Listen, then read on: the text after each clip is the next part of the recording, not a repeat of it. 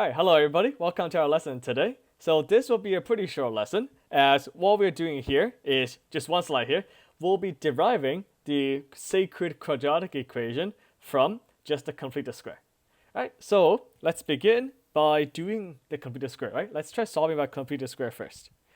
So right here, our first step is we want to move 1 to the right side, right? So we subtract 1 on both sides to get -1 there. Okay, from there, we want to divide everything by 2 to make sure x squared has a 1 coefficient. Right, so it will just be easier to work with in the long run. So we get 7 over 2, x equals to 1 over 2. Alright, so now from this step, we do the funky thing I like to do, where we'll divide this x number, so that's the middle number here, by 2. This is just 7 over 2 times 1 over 2, which is 7 over 4. Alright, and then from there, we will square 7 over 4 to get 49 over 16. Right? So with all that out of the way, we will now add 49 over 16 onto both sides.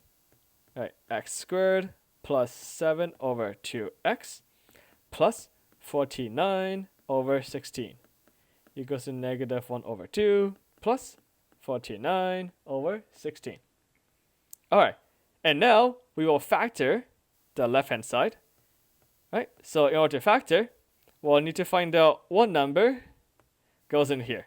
And the number we choose is this number right here. Alright, so we start off with 7 over 2. We divide that by 2 to get 7 over 4. And 7 over 4 is what we put in this, oh, that's the wrong pen. 7 over 4 is what we put in this bracket. From there, -1/2 plus 49 over 16. Okay, so we multiply the 1 over 2 by 8 to make the common denominator. And from that, we have -8 plus 49, getting us -41 over 16. Oh, sorry, we don't have the negative here. Whoops. Because we already, the negative is already applied in the summation.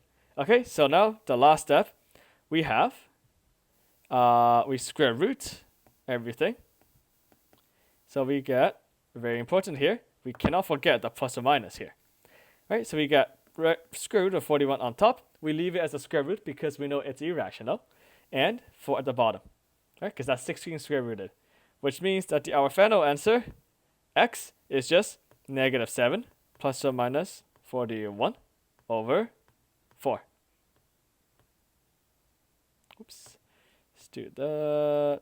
Right, so I did a lesson earlier on completed square. If you are still not familiar with solving quadratic equations with completed square, I will check it out.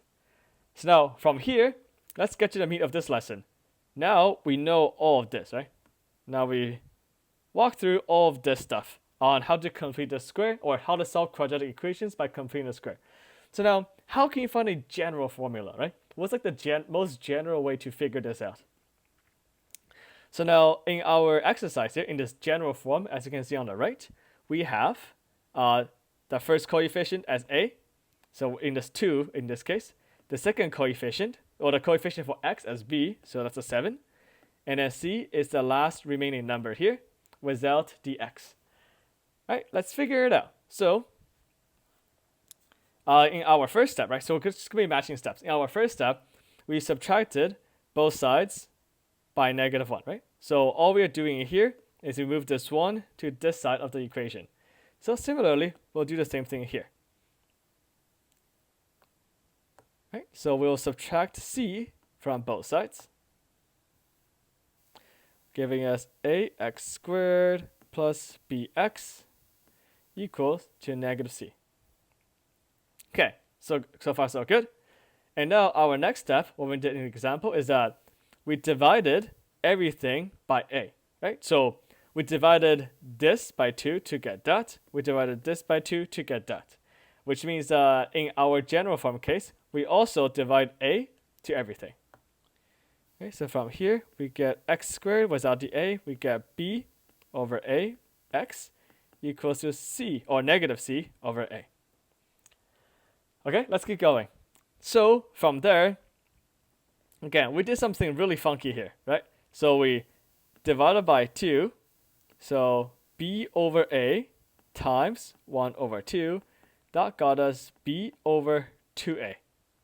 And from there, we squared b over 2a to get b squared over 4a squared. Right, so this is exactly what we did here. So in this process, we take the result, we add it to both sides of the equation. Okay, so we will do the same thing with all the alphabets in the general form. So we are going to get some more space here. X squared plus b over ax plus b squared over 4a squared equals to minus c over a plus b squared over 4a squared. Okay, it's starting to look disgusting, but that's okay. Our next step, right here, we took this number here and then factored it, right? So, or I guess we had to factor this expression right here, which is just this number right here inside the bracket squared. So we will do the same thing. So in our general example, we're looking at b over 2a. Okay, so looking at b over 2a here, we have x plus b over 2a squared. All right, so now on this side, what we did earlier is we just summed it up, right? We just summed up negative 1 over 2 plus 49 over 16. In this case, we can try to sum it up too. So now this is, again, very arbitrary, but it's still very doable, right? So we have negative c over a plus, let's see, plus b squared over 4a squared. The common denominator is 4a squared, which means that we multiply the original fraction by 4a. This will get us c, or this will get us a, or 4ac over 4a squared plus b squared over 4a squared. And this expression gives us minus 4ac plus b squared over 4a squared. Okay, so after summation, this is what we have, right? Minus 4ac plus b squared over 4a squared. We square root everything. We'll run out of space here. Gonna do some squishing. Of course, we cannot forget the plus or minus. Just for the sake of it looking nicer, well, I'll put the b squared in front. Right, so b squared minus 4ac and minus 4ac plus b squared, exactly the same thing. And we know the bottom of this function, or this expression, 4a squared, that square rooted is just 2a. Okay, so we have negative b over 2a plus or minus. We'll really run out of space here. Should have planned this a little better, but that's all right. B squared minus 4ac, that whole thing over 2a. So now, once we consolidate all of that, right? Once we consolidate all of this stuff all together, we're writing big, bold red here. Right, we get x equals to negative b plus or minus b squared minus 4ac over 2a. And this right here is the quadratic formula, right? We got it. So this formula right here will most likely help you solve 99% of all the quadratic equations in the world with just simple formula. Okay, that was a lot, but I hope you learned something interesting though, right? So we went from complete a square here to the general form of the quadratic equation, and this is how it's derived. And I can guarantee you, you'll be seeing this for a very, very long time, right? Even university too. So it's very useful stuff. With that being said, keep practicing and stay hydrated.